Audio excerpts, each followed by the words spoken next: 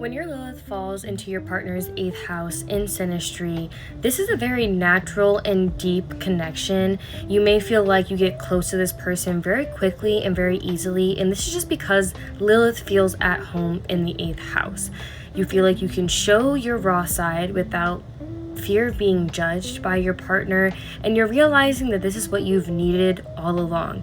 You need someone who is willing to accept you for who you are and who is willing to be as much of a ride or die as you are.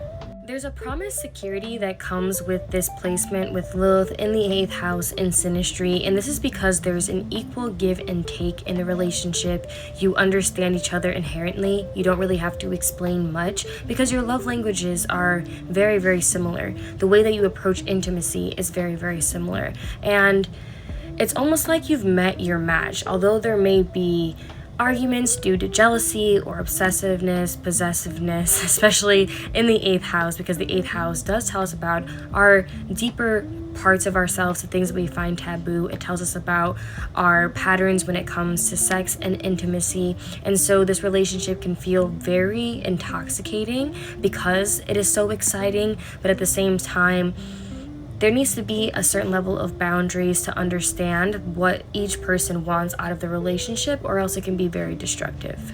There is a heavy and deep attraction on a mental, spiritual, and physical level with this sort of synastry in a relationship, and Lilith is actually really good at getting the 8th house person to tell them things that they would not usually tell anyone.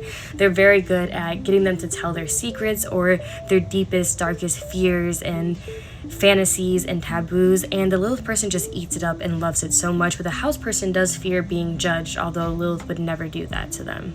In a way, Lilith just wants to understand that the house person is in it as much as they are.